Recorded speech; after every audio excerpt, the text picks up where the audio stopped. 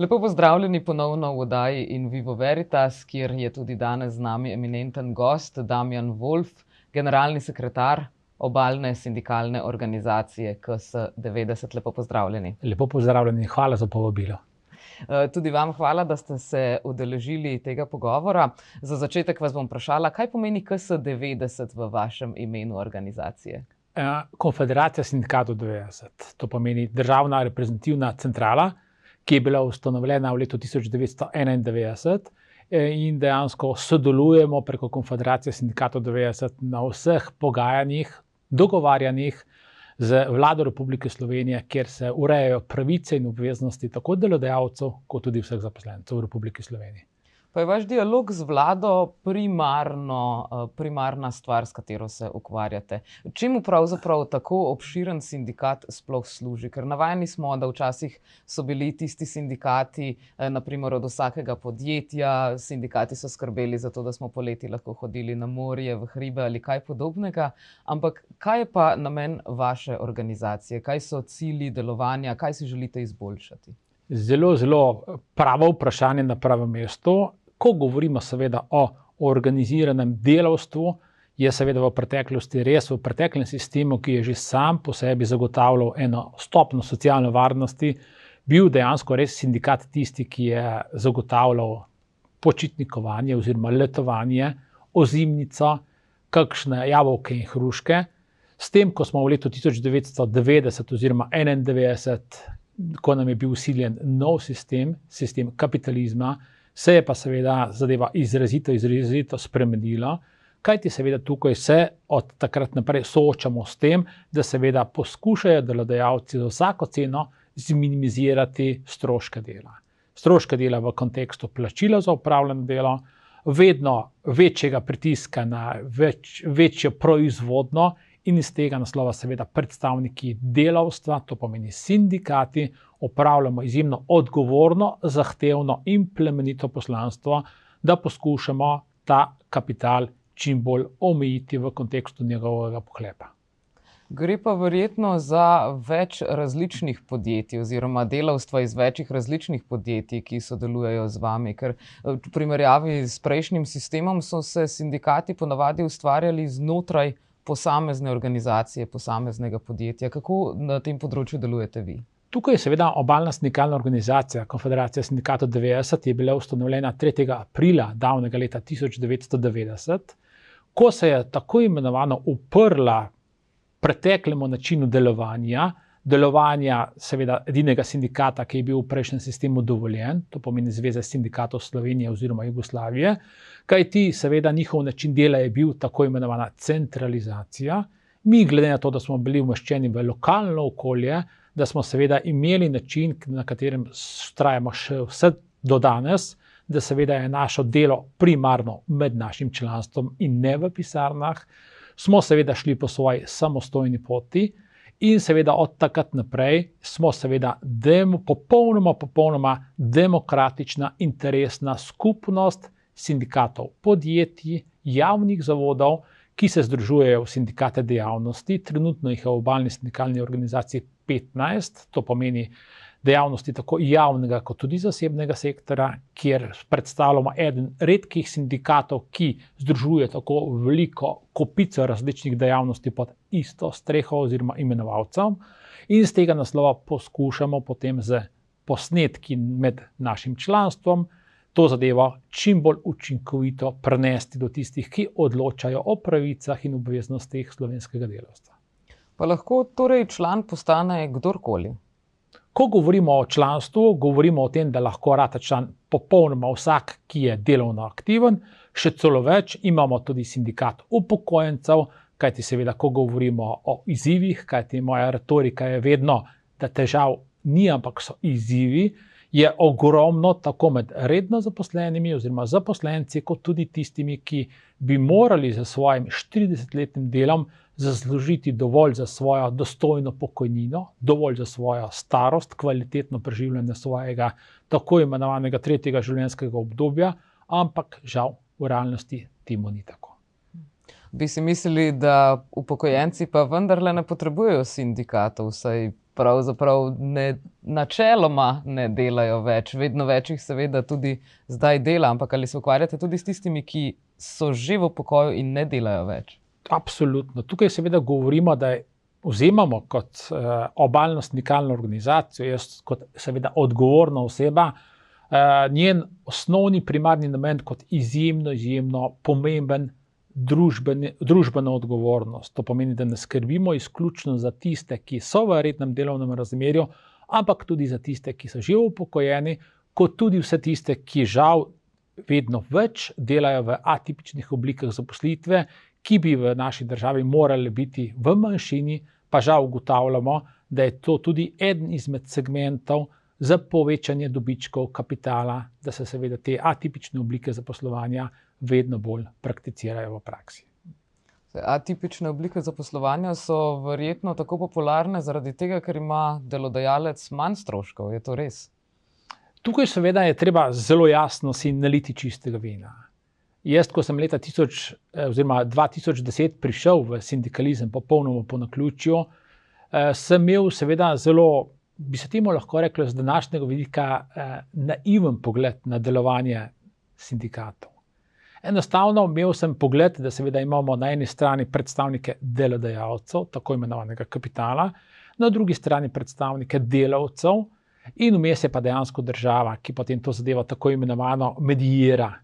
Ampak žal sem zelo hitro, že v letu 2011-2012 doživel v sektorju gradbeništva, da seveda žal živimo v sistemu, ki podpira brutalno izigravanje delovnopravne zakonodaje, ki podpira, da dejansko kapital vodi igro in vse prepogosto se srečujemo s tem, da namesto, da bi država in državni organi bili tisti, ki nam bi pomagali skupaj omejiti ta brutalni pohlep delodajalcev v Republiki Sloveniji, da žal so ravno oni največji problem. In te probleme verjetno lažje rešujemo, če smo povezani. Je verjetno tudi to eden od glavnih ciljev sindikata, da torej tudi delavstvo se lahko povezuje in ne samo v odnosu do svojega delodajalca. Ja, jaz pogosto kažem sliko, ki je izjemno pomembna. Je sicer zelo enostavna, vsi jo razumemo, ampak po drugi strani pa seveda pove popolnoma vse glede delavskega boja. To pomeni, v sistemu, v katerem živimo, smo seveda za veliko večino delodajalcev delavci izključno številke. To pomeni številka v kontekstu stroška. In iz tega naslova se seveda tudi kapital močno trudi, da seveda spodbuja tako imenovani individualizem. Jaz, ti in ti. Po drugi strani pa seveda pričakuje kolektivizem, kar pa seveda ne gre.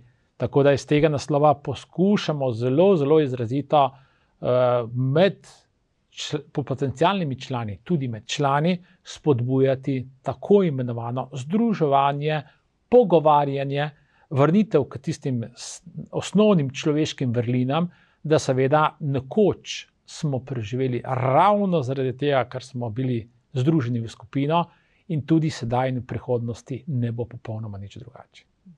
Pa se vam zdi, da smo delavci dovolj ozaveščeni o svojih pravicah, da mogoče včasih sploh ne spredvidimo, zakaj bi sindikat pravzaprav lahko bil dobra izbira? Veste, Slovenci smo en zanimiv fenomen. Zanimiv fenomen, da vse prevečkrat v negativnem smislu žal, da vse prevečkrat vedno v vsaki stvari najprej potenciramo slabe stvari. In ko ena izmed najbolj pogostih fam, s katerim se soočam, ko se predstavljam kot sindikalist, kot delavski predstavnik, je ravno to, da je to tako imenovani privesek preteklosti. Da sindikalizem je tisti, ki je v preteklosti zagotavljal letovanje, ozimnica, kakršnokoli solidarnostno pomoč in da seveda ta zadeva sedaj kljub vsemu ni več tako aktualna in da seveda sindikat ni potreben. Jaz zelo hitro odgovorim z protivprašanjem v kontekstu, da je seveda biti član sindikata zelo podobno kot biti zavarovan, zdravstveno zavarovan namreč. Zakaj? Zato, ker seveda, tako kot pri zdravstvenem zavarovanju, ga plačujemo vsak mesec, želimo, da bi čim manjkrat ga potrebovali, ampak zadeva ni učinkovita, če sami kot posamezniki ne vlagamo dovolj v svoje zdravje. Isto je tudi z delavsko organiziranostjo in sindikalizmom.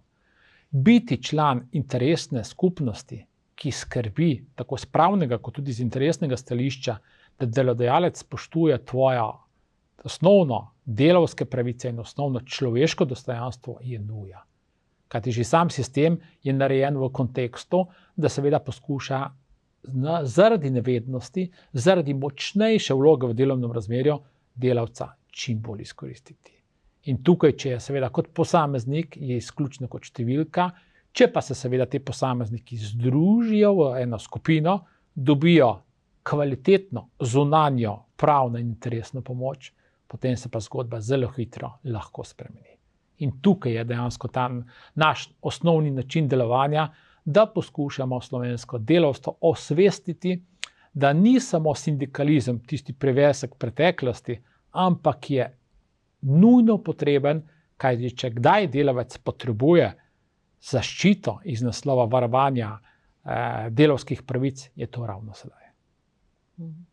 Pa se vam zdi, torej, zdaj ravno sem vas ujela v tednu, ko je bilo kar precej govora o različnih stavkah, ki se zdaj vendarle ne bodo zgodile, in govora je bilo predvsem o plačah. Se pravi, problem je bil prenizka plača. Se tudi k vam ponavadi obračajo zaradi teh problemov ali se ponavadi prikažejo kakšni drugi problemi kot pomembnejši? Ja, moram priznati, da seveda v preteklosti, če se lahko tako izrazim, to pomeni preteklost, pojmujem pred epidemijo, pred letom 2020, je bila plača zagotovo najbolj pomemben segment pri slovenskem delavstvu.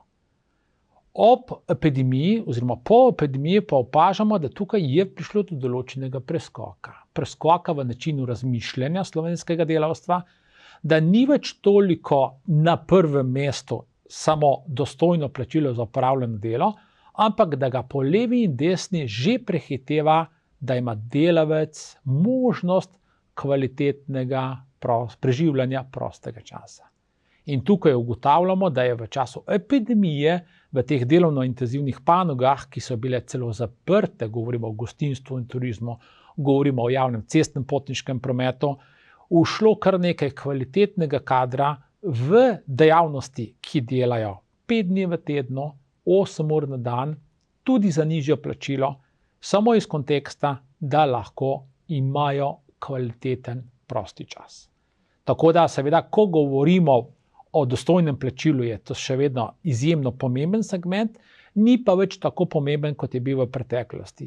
Je pa dejstvo, to je pa seveda sprožilo ta val, ki ste ga vi omenili, da seveda se soočamo v Republiki Sloveniji z rekordno stopnjo inflacije in da seveda sindikalisti zahtevamo, ne prosimo, ampak zahtevamo od delodajalcev, tako v javnem kot tudi zasebnem sektorju, da seveda kupna moč, ki je slovenskemu delavstvu padla na račun inflacije, govorimo o skoraj več kot 10%, kar je seveda gromozanska številka, izničimo in da se seveda morajo osnovne plače dvigniti vsaj za 10%.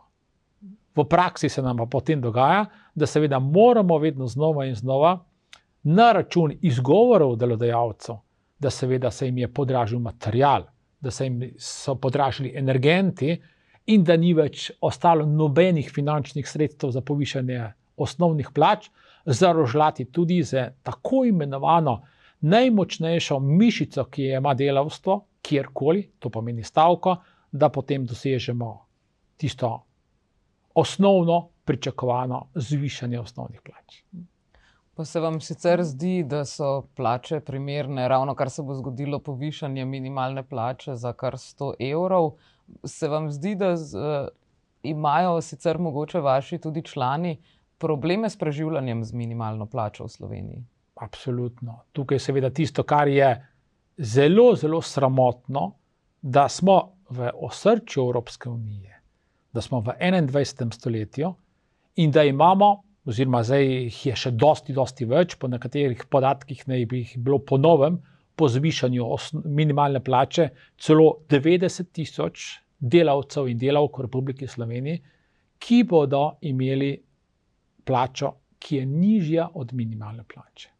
In jaz izhajam iz Sevške doline železnikov, kjer je močan bazen industrije in kjer so mene in moja dva brata in sestro učili popolnoma enostavni jezik.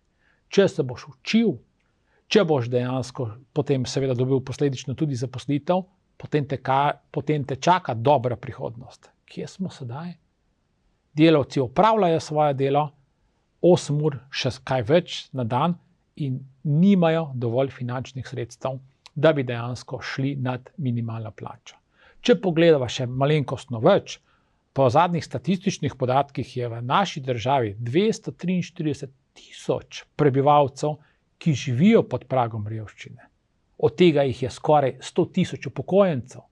Rekla sva, da jih bo po novem še 90,000 tistih, ki so delovno aktivni. In kje je potem smiselnost tega sistema, ki vedno znova in znova se bohoti v kontekstu, da so dobički delodajalcev iz leta v leto večji.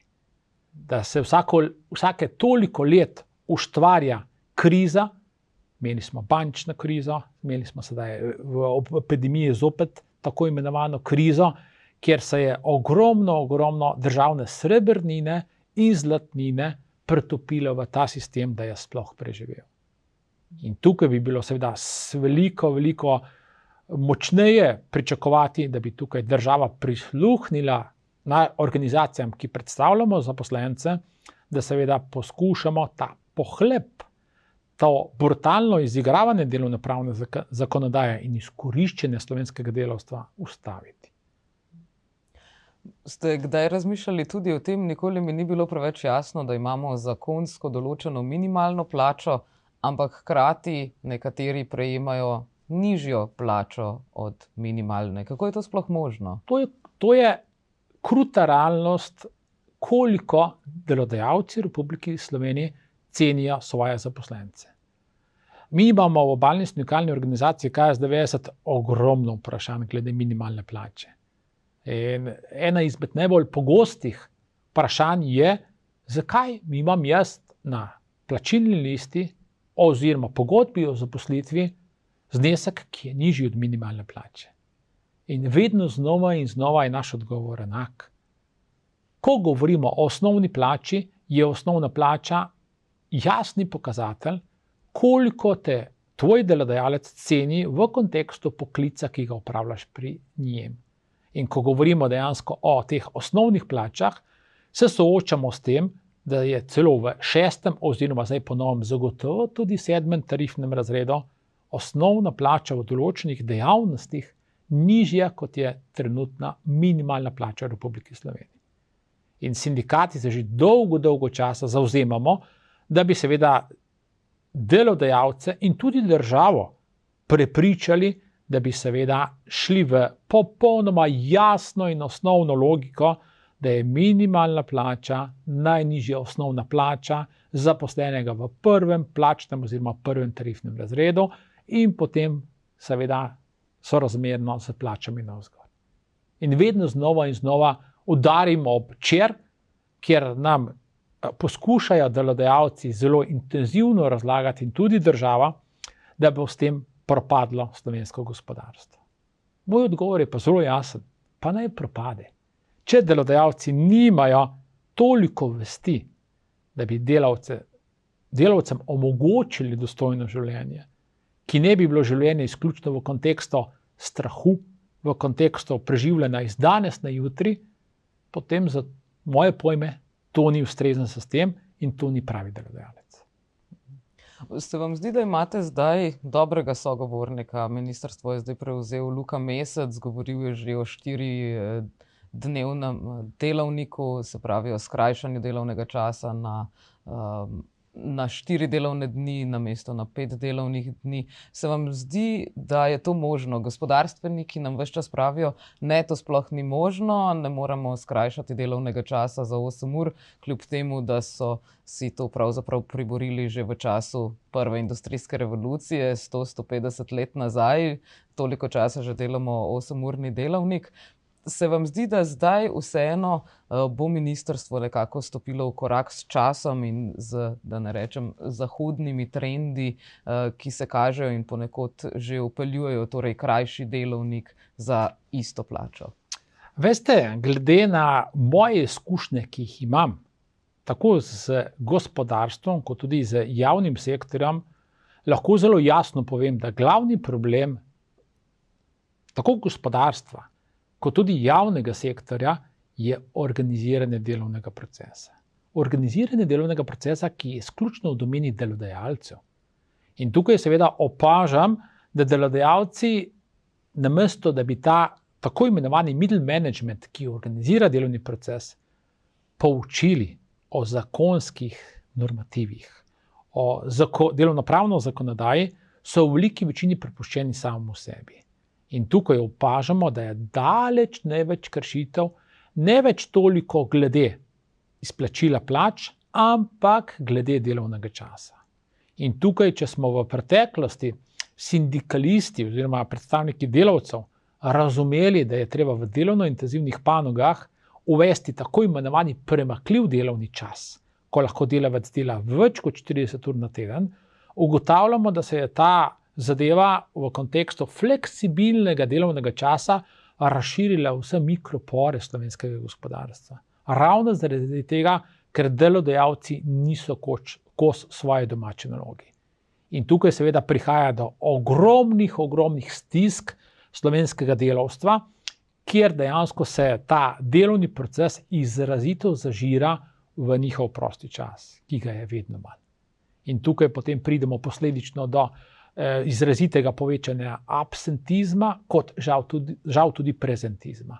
Absentizma v kontekstu bolniških odsotnosti, tudi dolgotrajnih bolniških odsotnosti, kjer se to delodajalcem celo izplača, kajti seveda v času epidemije jim je uspelo, da so seveda strošek odsotnosti zaradi bolniškega staleža iz 30 delovnih dni dali na 20 delovnih dni, ko je potem to strošek Zavoda za zdravstveno zavarovanje, kot seveda to, da nasplošno potem govorimo, da prihaja do tega, da je stiska delavcev tako velika, ker normativov skoraj da nikjer ni več, da seveda hodijo bolani v službo zato, da svojega sodelavca dodatno ne obremenijo za svoje delo.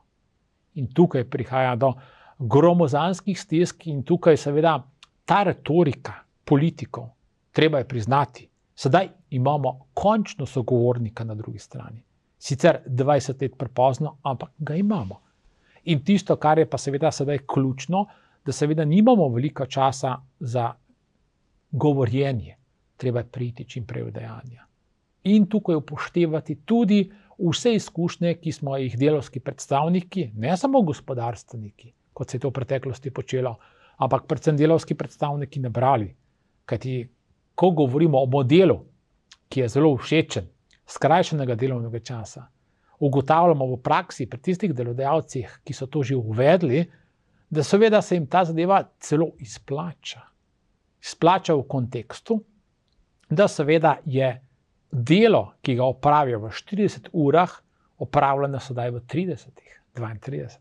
To pomeni, se intenzivnost delovnega procesa poveča, kar je pa seveda v kontekstu že sedaj popolne iztrošenosti slovenskega delavstva nesprejemljivo.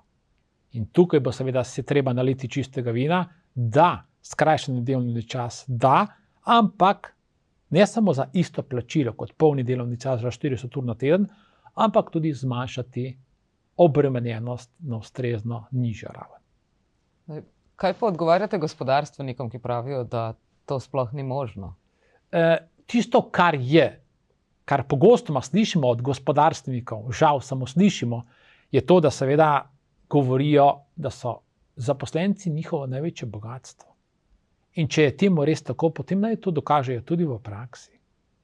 Tako da z tega naslova jaz sem trdnega prepričanja, da če delodajalec zna ceniti svoje zaposlence, da zaposlenci to zelo radodarno tudi vrnejo nazaj z pridnostjo, marljivostjo, predvsem pa pripadnostjo, ki pa izjemno pomembno ravno v sedanjem času. Pomanjkanje delovne sile. Ja, definitivno. Tudi v prihodnosti bo verjetno tega vedno več, dokler ne prevzamejo vsega roboti, kot govorijo že 100 let, pa še vedno do tega nekako ni prišlo. Verjetno bi sicer ravno roboti v prihodnosti lahko pomagali voznikom javnih potniških vozil, se pravi, govorimo predvsem o avtobusih, s katerimi pa ste imeli nedavno tudi odprto eno od front. Se je na tem področju kaj spremenilo ali smo zdaj nekako zataknjeni v tem območju, da se še vedno čaka, kaj se bo spremenilo? Je imela stavka kakšen učinek? Veste, ko govorimo seveda o gospodarskih javnih službah, žal pridemo sindikalisti, ki smo seveda proaktivni, vedno do istega zaključka. Tam, kjer je naročnik država, pa naj si bo pri zasebnem varovanju, pa naj si bo pri čistilnih servisih, pa naj si bo pri javnem cestnem potniškem prometu, je država tista, ki je vzrok vsega. Zakaj?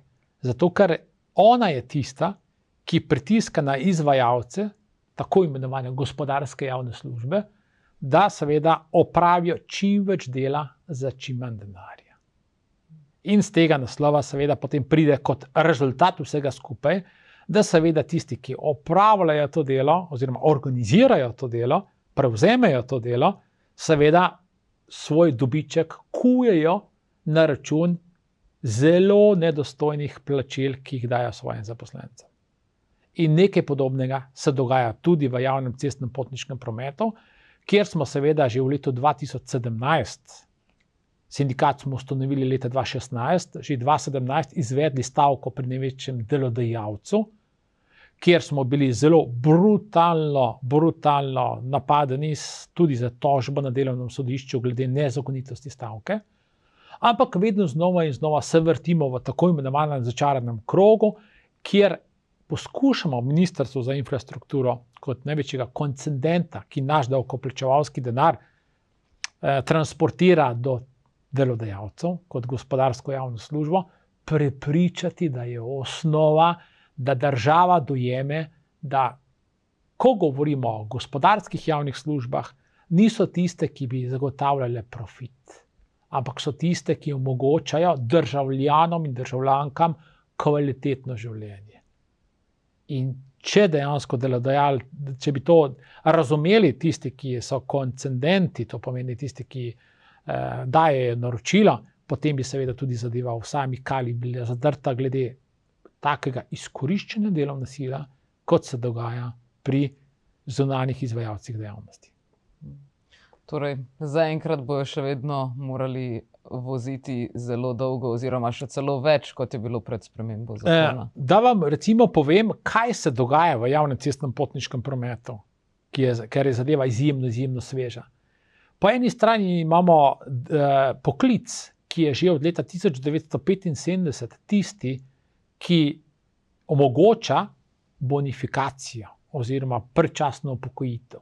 To pomeni 12 mesecev dela se jim upošteva za 14 mesecev dela, ker je to delo oziroma poklic priznan kot posebej nevaren zdravju.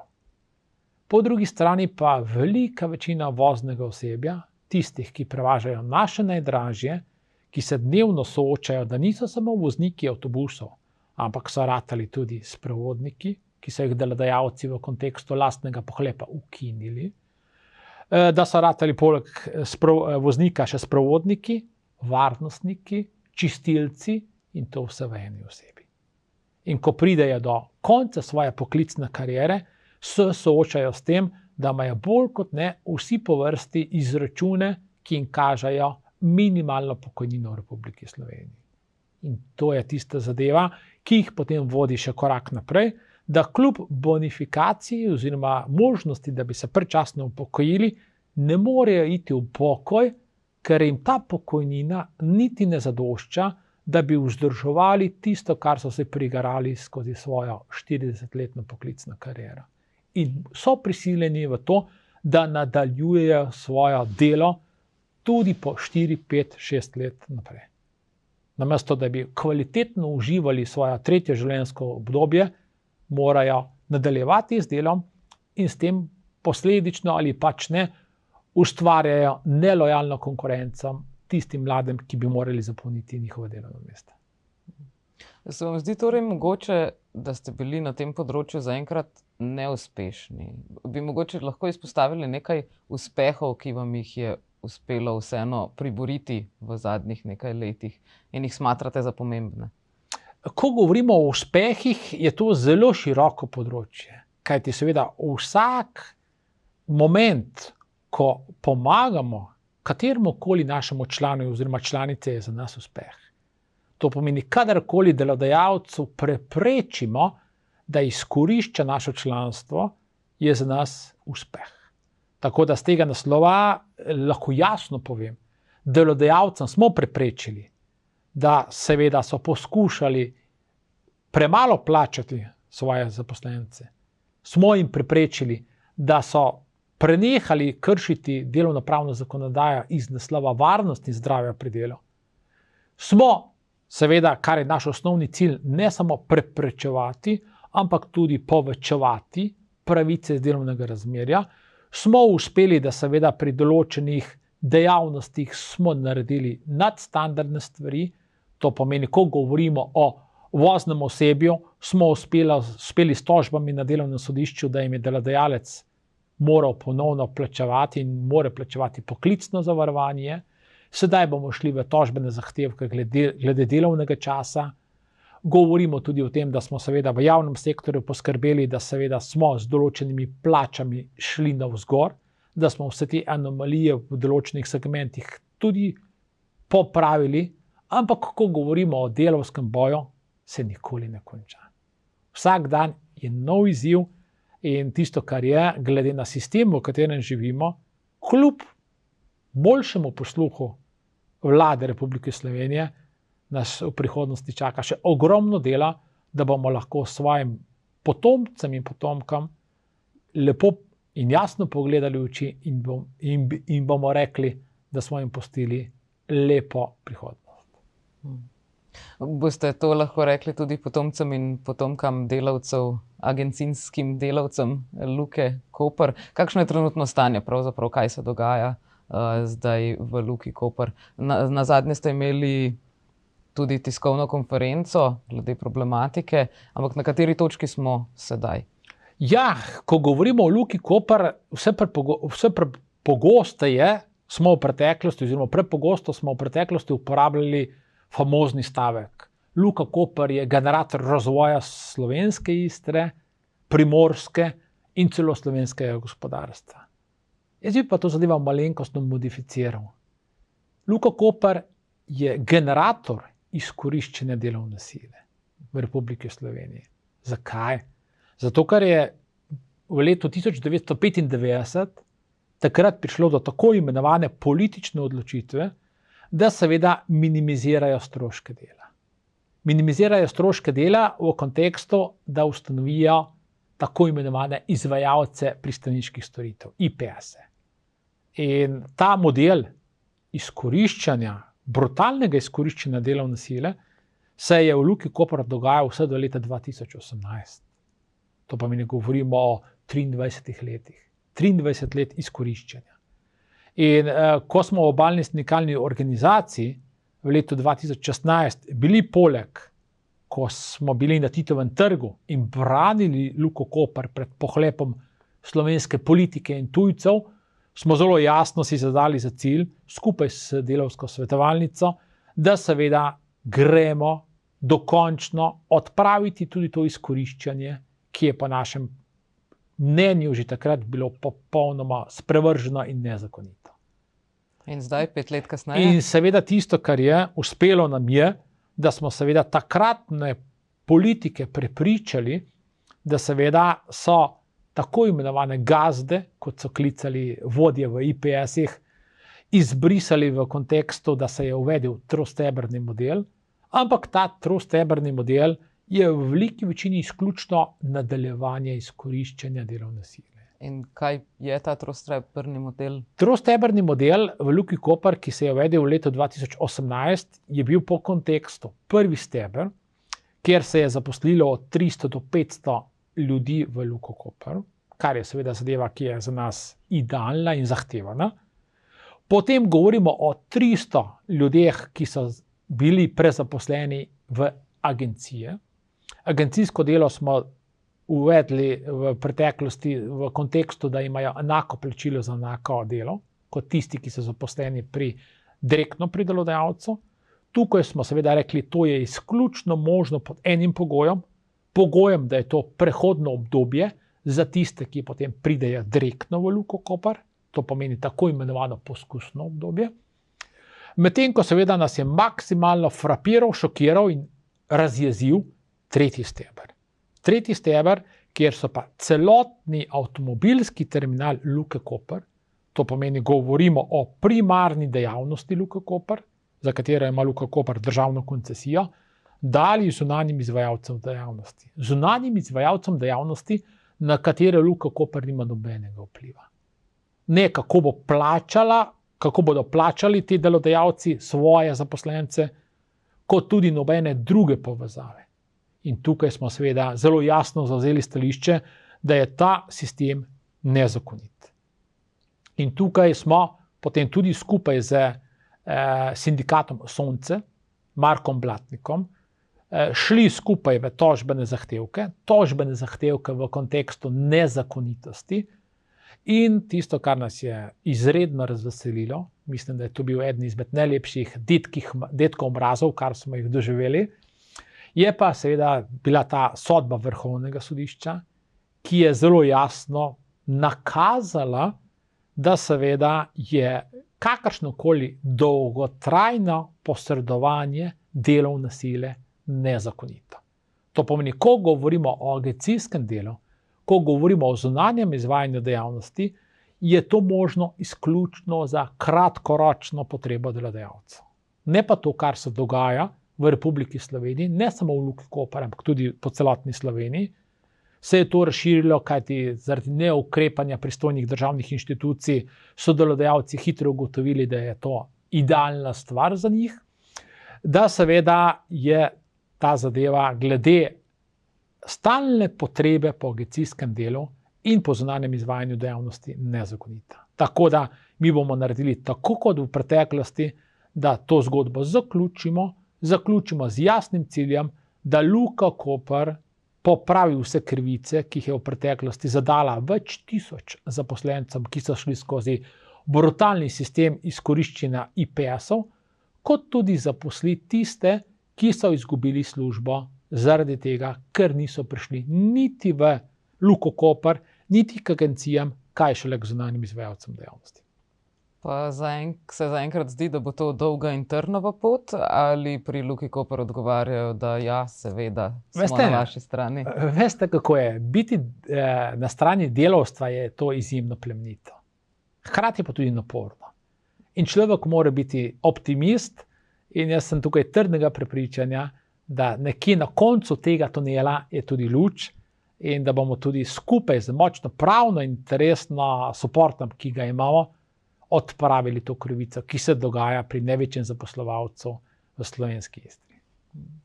Poleg teh konkretnih primerov pa sem opazila na vaši spletni strani, da se ukvarjate tudi s projekti, ki bi spodbujali na primer fleksibilni dialog, kot se imenuje eden od njih. S kakšnim namenom ste začeli s tem projektom? Ja, ko govorimo seveda o projektnem delu, se ga poskušamo v obalni sindikalni organizaciji KS90 čim bolj izogibati. Izogibati v tem kontekstu, ker seveda se jasno zavedamo naše primarne vloge.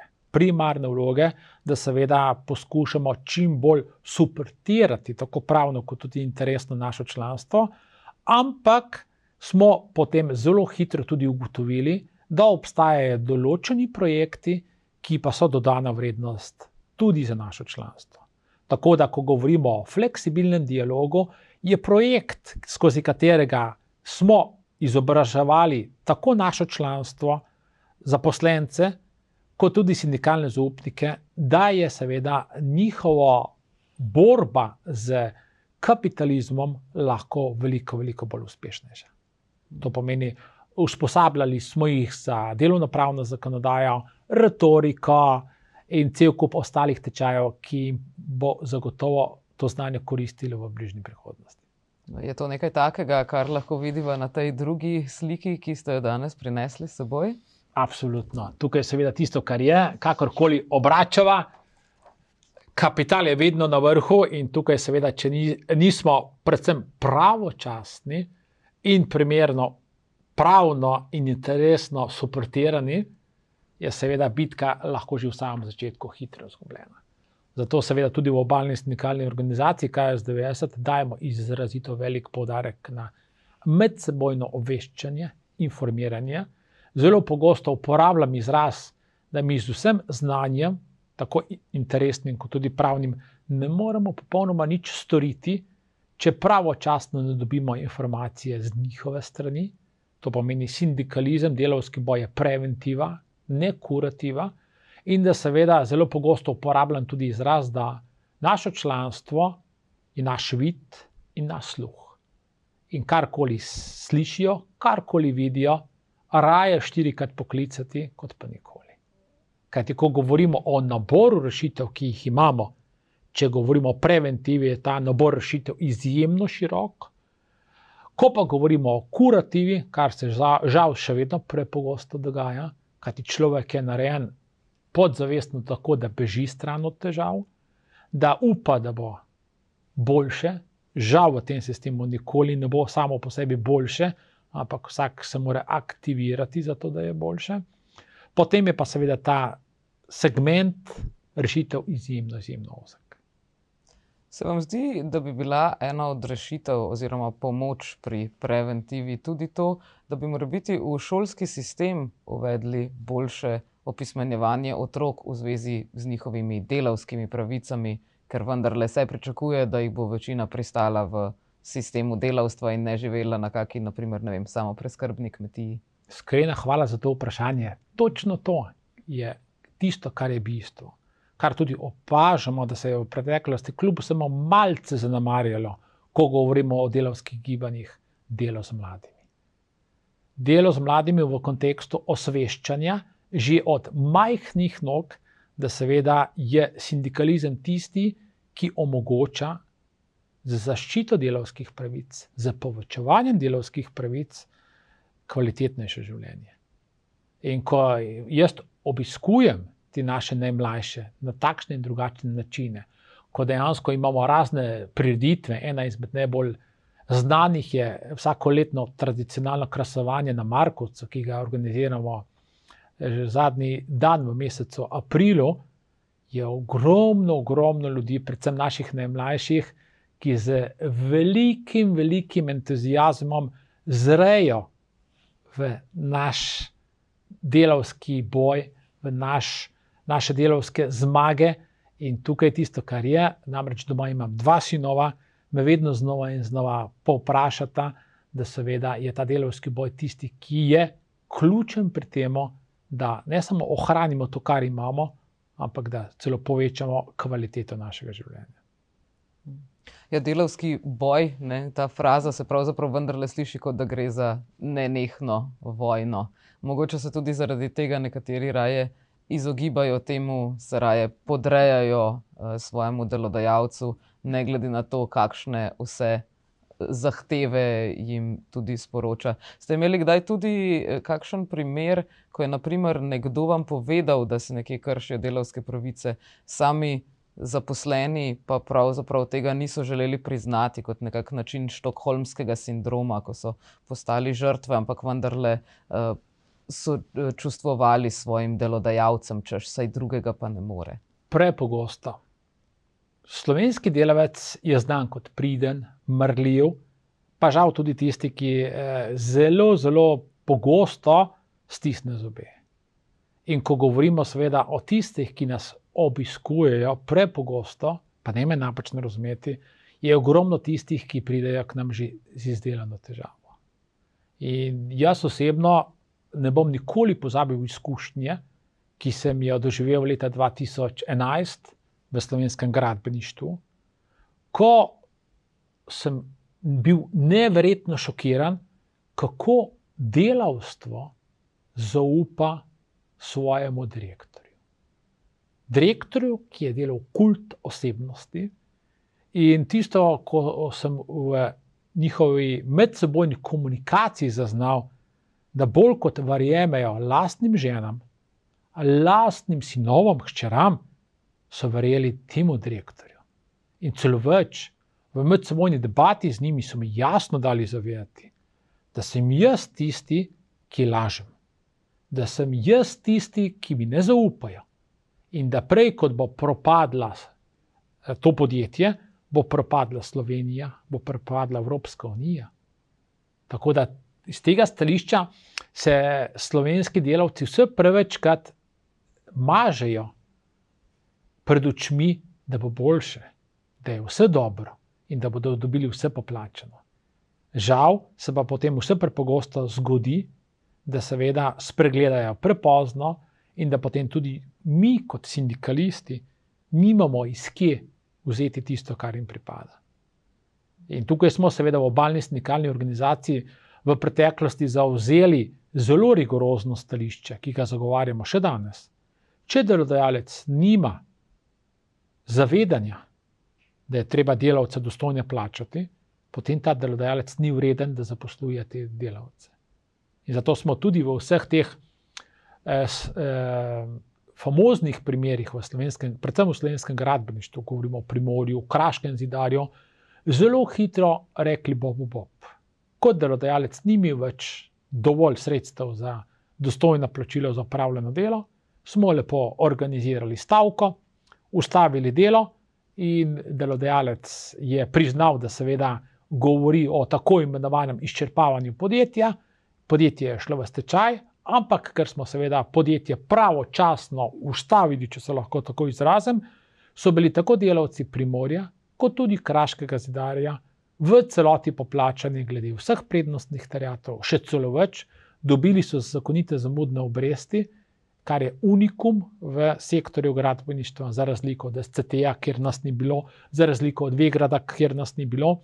In nekaj najlepšega je, kot je sredi Ljubljane, sredi Kranja ali pa Ptuja ustavi navadni državljan, te prepozna in ti stisne roko in se ti osebno zahvali za to, kar smo storili za njega in za njegove sodelavce. To je tisto gorivo, na katerega delujem jaz osebno in sem trdnega prepričanja, da tudi marsikateri sindikalist. No, verjamem, da so vam tisti zelo hvaležni, tudi če se zdi morebiti, da se hranite na njihovih težavah oziroma na rešitvah, bomo raje rekli, da so vam zagotovo izjemno hvaležni. Mogoče bi takole za konec samo še poprašala, ukvarjate se še z dvema projektoma, Euradria in Spin. Čemu sta pa te dva namenjena? Ko govorimo o Euradrii, Obalna sindikalna organizacija daje izreden pomen tudi sodelovanju z sindikati iz drugih držav.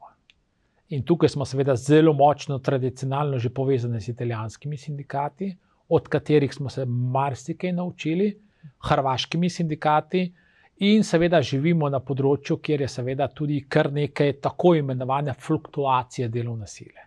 Tako da pri Euradrii svetujemo našim državljanom, kako je z zaposlitvijo v Italiji oziroma na Hrvaškem in seveda italijanskim državljanom, ki pridejo delati v Slovenijo, kako je z delovnopravno zakonodajo v Republiki Sloveniji. Medtem ko pa seveda projekt Spin, ki se je tudi že zaključil, smo pa seveda izobraževali naše članstvo, celo delavstvo, ki je bilo pred izgubo zaposlitve, da so potem ob izgubi zaposlitve lahko čim prej prišli do delovnega mesta z novim znanjem, ki so ga pridobili skozi projekt Spin. Tako da vsi projekti, ki jih kljub vsemu tu in tam tudi dobimo, je osnovno vodilo, da je dodana vrednost za našo članstvo. Res, pravzaprav sliši se izjemno, da opravljate izjemno samaritansko delo. Pa mogoče kdo, kot ste prej omenili, da so bili polni nezaupanja do vas, se vam zdi, da mogoče ravno ta nek nov ameriški model sindikalizma, kjer se dogaja tudi to, da delodajalci ustvarijo take navidezne sindikate, ki so pravzaprav njihovi, niso pa pravi sindikati in potem vabijo delavce v svoje članstvo, da tudi to informacije o teh institucijah pravzaprav mogoče krepijo nezaupanje do klasičnih sindikatov. Ja, žal moram potrditi. Ko govorimo seveda o sindikalizmu v naši državi, imamo več tisoč sindikatov, ki imajo osnovno primarno dejavnost sindikalizem.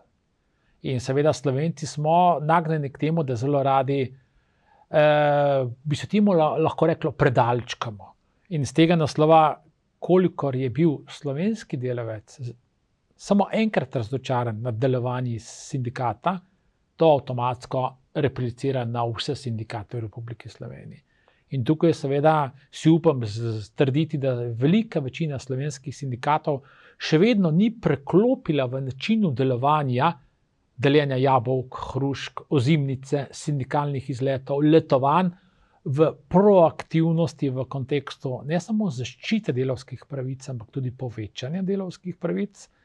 In tukaj seveda je to razočaranje žal zelo, zelo pogosto. Tako da v Obalni sindikalni organizaciji ogromno energije in tudi volje ravno damo v to, da seveda smo mi tukaj izključno zaradi njih, da pomagamo njim, svojim znanjem, ki ga imamo, in s tem, ko pomagamo delavstvu, pomagamo tudi sebi. Kajti nekaj najbolj plemenitega se, vsaj meni osebno zdi, da seveda z svojim znanjem, izkušnjami, ki jih imam, pomagam tistemu, ki to pomoč potrebuje. Edino, kar seveda pričakujemo, je to, da seveda pridejo pravočasno do nas in da seveda tukaj govorimo o 100% iskrenosti in zaupanju. Pa ste glede na ime regijsko zamejeni, ko ga sprejemate v članstvo? Moram priznati, da v preteklosti je bilo kar nekaj pomislekov v kontekstu Obalne sindikalne organizacije. Sedaj z našimi uspehi, ki jih je v preteklosti bilo že kar nekaj, pa seveda padajo tudi te tako imenovani zadržki in navsezadnje ta mobilnost je izjemno enostavna v naši državici in tisto, kar nas zelo, zelo odlikuje, je ravno ta hitra ažurnost in močna, interesna in pravna pomoč, ki jo nudimo. To pomeni 365 dni v letu in 24 ur na dan, kajti mi se zavedamo, da seveda težave ne poznajo niti časovne omejitve, niti krajevne omejitve. Tako da, ukolikor imamo priložnost pomagati, je to za nas največje zadovoljstvo. In upam, da bo tako še tudi naprej. Najlepša hvala, da ste se danes oglasili v studiu in si odtrgali čas od očitno preveč zaposlenega delovnika. Hvala vam za povabilo in jaz sem trdnega prepričanja, da nam bo skupaj uspelo narediti svet lepši in boljši. Odlične, tople zadnje besede. No, bojim se, da vas bomo morali mogoče še kdaj povabiti v studio, glede na to, da se delavski boj resnično ne bo nikoli verjetno končal. Dragi gledalci Megafona, bomo pa za vas vendarle pripravili že jutri tudi nekatere drugačne vsebine. Danes je bil z nami Damjan Wolf, generalni sekretar Obalne sindikalne organizacije KS90. Več o njih lahko izveste seveda na spletu ali pa tukaj pravzaprav v naši neposredni bližini, saj se nahajajo njihovi prostori na trgu Brolo 2. Toliko za danes, lepo se imejte.